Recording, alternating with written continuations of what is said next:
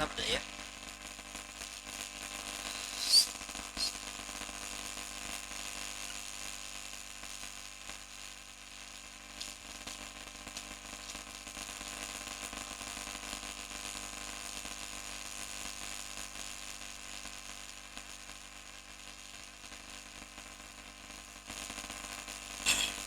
نبدأ خلاص.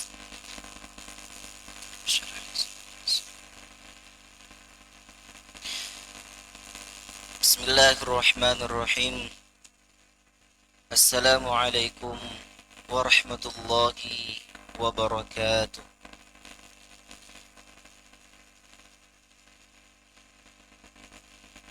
الحمد لله رب العالمين، نحمده ونستعينه ونستغفره ونعوذ بالله من شرور أنفسنا وسيئات أعمالنا.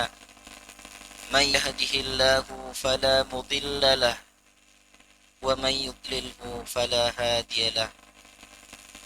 أشهد أن لا إله إلا الله وحده لا شريك له، وأشهد أن محمدا عبده ورسوله. اللهم صل وسلم وبارك على محمد. قال الله تعالى في كتابه الكريم: أعوذ بالله من الشيطان الرجيم. بسم الله الرحمن الرحيم. يا أيها الذين آمنوا اتقوا الله حق تقاته ولا تموتن إلا وأنتم مسلمون. Amma ba'd. Hadirin pemirsa dimanapun Anda berada, Alhamdulillah, senantiasa kita terus bersyukur kepada Allah Subhanahu wa ta'ala. Allah begitu banyak memberikan kita nikmat, baik itu nikmat yang bisa kita lihat oleh mata dan bisa juga yang tidak tampak oleh mata kita. Kemudian salawat dan salam semoga tercurahkan kepada baginda Rasulullah sallallahu alaihi wasallam. Allahumma salli wa sallim wa barik alaih, serta kepada para istri beliau, kepada sahabat beliau, serta kepada anak-anak beliau. Semoga kelak Allah Subhanahu wa ta'ala mengumpulkan kita di surganya kelak. Amin. Amin ya rabbal alamin. Baiklah pemirsa dimanapun Anda berada, InsyaAllah pada malam hari ini kita akan melanjutkan kajian rutin kita, yaitu dalam tafsir Al-Jalalain yang ditulis oleh Al-Imam Jalaluddin Al-Mahalli dan juga Jalaluddin As-Suyuti. Baiklah pemirsa dimanapun Anda berada, InsyaAllah pada malam hari ini kita akan masuk kepada surah, yaitu surah An-Nas. Nah pemirsa dimanapun Anda berada, bahwasanya surah An-Nas dan juga surah Al-Falaq, ya, ini tentunya berdekatan. Ada kisah kenapa sih Allah Subhanahu wa ta'ala menurunkan kedua surah ini. Tapi nanti insyaallah fokus kita adalah kepada surah An-Nas. Nah, jadi dalam sebuah riwayat bahwasanya di masa Rasulullah sallallahu alaihi wasallam, Rasulullah pernah terkena sihir yang dibuat oleh seorang Yahudi. Lantas Allah Subhanahu wa ta'ala menurunkan surah yang dimaksud, yang disebutkan adalah Al-Ma'udzatain, yaitu surah An-Nas dan juga surah Al-Falaq. Pemirsa dimanapun Anda berada, jadi seorang penyihir yang dibuat oleh Yahudi yang bernama Labid bin A'sam, yaitu siapa? Labid bin A'sam. Nah ketika Yahudi ini memberikan sihir ya kepada Rasulullah sallallahu alaihi wasallam, Rasulullah terkena penyakit sebaik secara fisik maupun secara fisikis. Rasulullah terkena sihir ini, Rasulullah juga. Jadi dalam keadaan tubuh Rasulullah tidak enak gitu kan. Nah, jadi malaikat Jibril alaihi salatu wassalam tentunya atas perintah Allah Subhanahu wa taala ya, Jibril mengajarkan kedua surah ini, yaitu surah An-Nas dan juga surah Al-Falaq. Jadi tentunya kalau kita ambil dalam kehidupan kita sehari-hari, kita bisa mengamalkan, mempraktekkan, ya, menjalankan kedua surah ini agar kita tidak terkena sihir. Dan tentunya kita berharap dengan membaca kedua surah ini Allah Subhanahu wa taala menjauhkan daripada kita baik itu mara bahaya dan lain sebagainya. Nah, baiklah, kita akan masuk langsung kepada surah An-Nas.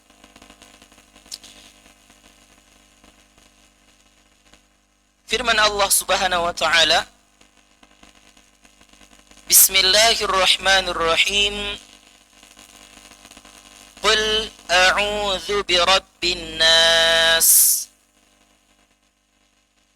Katakanlah, aku berlindung kepada Allah, Tuhannya manusia.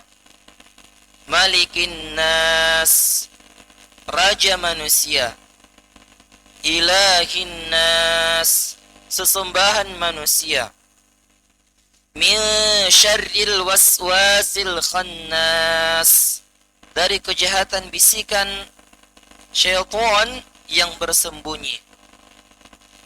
Alladzi yuwaswisu fi sudurin nas, yang membisikkan kejahatan ke dalam dada manusia. Minal jinnati wan nas, dari golongan jin dan manusia. Baik, kita masuk kepada tafsir, penjelasan ayat yang pertama. Qul a'udzu birabbin nas. Jadi di sini dalam ayat ini Allah Subhanahu wa taala memerintahkan langsung kepada Rasulullah sallallahu alaihi wasallam agar berlindung. Tentunya berlindung kepada Allah Subhanahu wa taala, yang mana Allah ini adalah Rabb An-Nas, Tuhannya manusia. Allah menggunakan lafaz An-Nas, Tuhannya manusia, baik itu orang al-mu'min, orang muslim, bahkan orang kafir sekalipun. Jadi Allah memerintahkan kepada kita agar berlindung kepada Allah Subhanahu wa taala. Dan ini tentunya mengandung tauhid Rabb, tauhid rububiyah. Kita harus meyakini bahwasanya Allah Subhanahu wa taala yang menciptakan manusia, yang memberikan manusia, yang menghidupkan manusia, yang mematikan manusia juga. Jadi apa? Allah memerintahkan kepada kita agar kita berlindung kepada Allah Subhanahu wa taala. Rabbun Nas. Ketika Allah menggunakan lafaz Rabbun Nas, ini menunjukkan kedekatan manusia, kedekatan Allah Subhanahu wa taala dengan manusia, dan ini menunjukkan hubungan, kedekatan, pemeliharaan Allah Subhanahu wa taala terhadap makhluknya. Jadi kalau kita tentunya ya sesuai perintah Allah Subhanahu wa taala, kepada Rasulullah saja Allah perintahkan untuk berlindung kepada Allah. Lantas bagaimana dengan kita manusia biasa seperti kita? Kita juga harus apa? Menjalankan, meniru, mencontoh Rasulullah sallallahu alaihi wasallam. Nah, kemudian dalam ayat yang kedua, Malikin Nas, raja manusia. Setelah Allah Subhanahu wa taala katakan Rabbun Nas, Allah juga menyebutkan dengan penguatan tentunya bahwasanya yang mutlak, yang menjadi raja adalah Allah Subhanahu wa taala. Nah, ketika Di akhirat kelak Allah bertanya, limanil mulkul yaum, ya. Siapa pemilik kerajaan pada hari ini? Tentunya milik Allah Subhanahu wa taala. Lillahil wahidil qahhar, kata Allah Subhanahu wa taala. Nah, oleh karena itu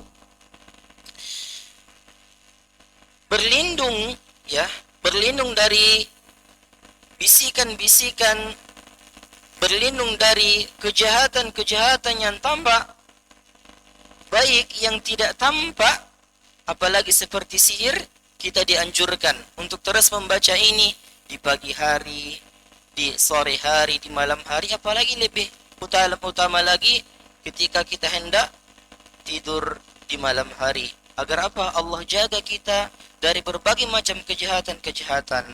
Lanjutkan, kemudian Allah melanjutkan ilahin nas. Allah ingatkan juga bahwasanya ilah, Allah itu adalah sesembahan manusia, ya. Walaupun banyak manusia yang menyembah selain Allah, itu tentunya menyelisihi fitrahnya, ya, karena pada dasarnya orang-orang Quraisy juga di masa Rasulullah Sallallahu Alaihi Wasallam, ketika mereka ditanya siapa sih yang menciptakan, Allah Subhanahu Wa Taala, mereka yakin bahwasanya Allah lah yang menciptakan. Tapi ketika mereka menyembah patung-patung, ketika mereka menyembah berhala, mereka katakan bahwasanya patung-patung ini adalah sebagai wasilah, sebagai perantara untuk menghubungkan mereka dengan Allah Subhanahu wa taala. Tapi dalam akidah kita tentunya kaum muslimin, kaum mukminin, kita harus betul-betul yang layak, yang pantas kita sembah hanyalah Allah Subhanahu wa taala. Dan dalam tauhid, ya, yang kita pahami tentunya, yang kita pelajari, kita harus ketahui bahwasanya tauhid, ya, ada namanya tauhid rububiyah, ya. Kita harus meyakini yang kita sembah hanyalah Allah Subhanahu wa taala. Kita harus meyakini yang menciptakan, yang memberikan rezeki, yang menghidupkan, dan yang mematikan adalah Allah Subhanahu wa taala. Kemudian tauhid uluhiyah, ya, yang layak kita sembah, kita ibadahi hanyalah Allah Subhanahu wa taala, sesuai dengan pembahasan yang sebelumnya dalam surah Al-Fatihah, iyyaka na'budu wa iyyaka nasta'in. Ya Allah, hanya kepadamu lah kami menyembah, wa iyyaka nasta'in, dan hanya kepadamu kami memohon pertolongan. Dan dalam ayat ini juga Allah tekankan ilahin nas, bahwasanya yang layak kita sembah hanyalah Allah Subhanahu wa taala, zat yang sempurna. Agar Allah, ya, dalam ayat ini Allah menyebutkan Rabb, Allah juga menyebutkan Malik, Allah juga menyebutkan Ilah, ya. Dengan ketiga ini tentunya menunjukkan kesempurnaan Allah Subhanahu wa taala. Allah adalah Rabb, Allah adalah pemilik, raja, dan Allah adalah yang layak disembah oleh manusia. Dengan ketiga ini tentunya menyebutkan kesempurnaan yang hanya dimiliki oleh Allah Subhanahu wa taala. Kemudian kita lanjutkan, min syarril waswasil khannas, dari kejahatan bisikan syaitan yang bersembunyi. Al-waswas berarti bisikan jahat yang terus-menerus menggoda manusia, mengajak manusia untuk terus berbuat kejahatan. Sedangkan al-khannas adalah kejahatan yang tersembunyi, yang diam-diam. Nah, jadi dalam ayat ini, ya, juga kita berlindung kepada Allah dari berbagai macam kejahatan, baik itu waswas yang terus-menerus, bisikan-bisikan yang terus-menerus, baik itu bisikan-bisikan yang tersembunyi. Nah, bagaimana tentunya para syaitan, ya, para iblis berusaha menjerumuskan manusia. Makanya Allah katakan, ya, dalam surah Al-A'raf, janji syaitan, para syaitan berjanji, ya, kepada Allah Subhanahu wa taala. Apa kata mereka? Tsumma la'atiyannahum min baini aydihim wa an aymanihim wa an syama'ilihim wa la tajidu aktsarahum syakirin. Ya. Mereka berjanji la'atiyanna min baini aydihim, akan mereka terus mendatangi manusia dari depan mereka, dari sisi kanan mereka, dari sisi mereka, dari segala macam arah. Para syaitan berusaha menjerumuskan, menyesatkan manusia, ya, agar mereka mengajak mengajak manusia kepada apa? Kepada api neraka tentunya. Makanya dalam ayat lain Allah katakan bahwasanya syaitan itu wala tattabi' khutuwatis syaitan, dan janganlah kalian mengikuti langkah-langkah syaitan. Langkah syaitan tidak hanya satu, ya. Ketika syaitan menjerumuskan manusia dari jalan keburukan, itu tentunya yang mereka usahakan. Tapi ketika mereka tidak bisa berusaha dari jalan keburukan, mereka akan mendatangi dari kebaikan. Seseorang akan menganggap, oh, ibadah saya sudah banyak, bacaan saya sudah banyak, ya, tilawah saya sudah banyak. Ini tentunya bisikan syaitan melalui kebaikan, dan dari keburukan tentunya, ya, para syaitan mengajak agar manusia tidak bersyukur kepada Allah Subhanahu wa taala, agar syaitan menjerumuskan manusia kepada kelalaian, kepada kejahatan yang dikerjakan oleh manusia terus-menerus. Jadi kalau dari sisi kebaikan, seseorang menganggap bahwasanya ibadahnya telah banyak, bacaan Qurannya telah banyak, ini juga merupakan bisikan-bisikan syaitan dari sisi kebaikan. Oleh karena itu, sebagai mana yang saya sampaikan tadi, ketika syaitan tidak bisa menjerumuskan manusia dari keburukan, jadi syaitan akan berusaha menjerumuskan manusia kepada api neraka dari sisi kebaikan. Nah, kemudian kalau kita lanjutkan, ya, alladzi yuwaswisu fi sudurin nas, yang membisikkan kejahatan ke dalam dada manusia. Nah, dalam ayat ini kita melihat bahwasanya para syaitan tidak menyerang manusia secara fisik, tapi mereka mengganggu batin, mengganggu hati manusia, menanamkan keraguan, menanamkan was-was. Agar apa? Kalaulah kita melihat dari ayat ini bahwasanya bahaya yang tersembunyi, yang sangat halus, ini tentunya lebih bahaya, ya. Kalau bisikan-bisikan syaitan ini halus tidak tampak oleh manusia, dan bisa jadi bisikan ini yang lebih berbahaya kepada manusia. Jadi hati, ya, kalaulah hati manusia ini yang ada di dalam manusia, kalaulah hati ini baik, tentunya amalan perbuatan setiap manusia akan baik. Dan Rasulullah katakan, inna fil jasadi mudghah, dalam jasad manusia, ya, ada sebuah gumpalan mudghah, idza saluhat saluhal jasadu kulluh, apabila segumpalan ini baik, maka baiklah seluruh amalannya.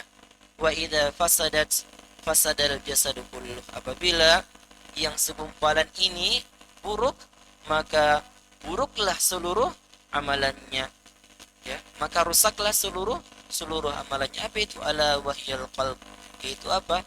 Hati yang berada di dada manusia. Jadi para syaitan berusaha membisikkan kepada manusia, apa? Terus menerus di dada manusia. Kemudian kalau kita lanjutkan, minal jinnati wan nas, dan bisikan ini, ya, bukan hanya terdiri dari golongan jin, bahkan dari manusia juga. Nah, oleh karena itu, ya, bisikan-bisikan dari manusia, baik itu mencakup teman yang buruk, ya, pengaruh lingkungan, ajakan kepada maksiat dari manusia sendiri. Kalaulah dari teman, makanya Rasulullah katakan, ya, apa? Al-mar'u ala dini khalili, ya, seseorang itu ada pada agama kawannya. Falyanzir ahadukum man yakhalil, maka hendaklah kalian melihat kepada siapa yang berteman, karena pengaruh teman, pengaruh lingkungan, ya, ini merupakan, kalau teman itu mengajak kepada keburukan, inilah yang dimaksud dengan bisikan-bisikan dari manusia.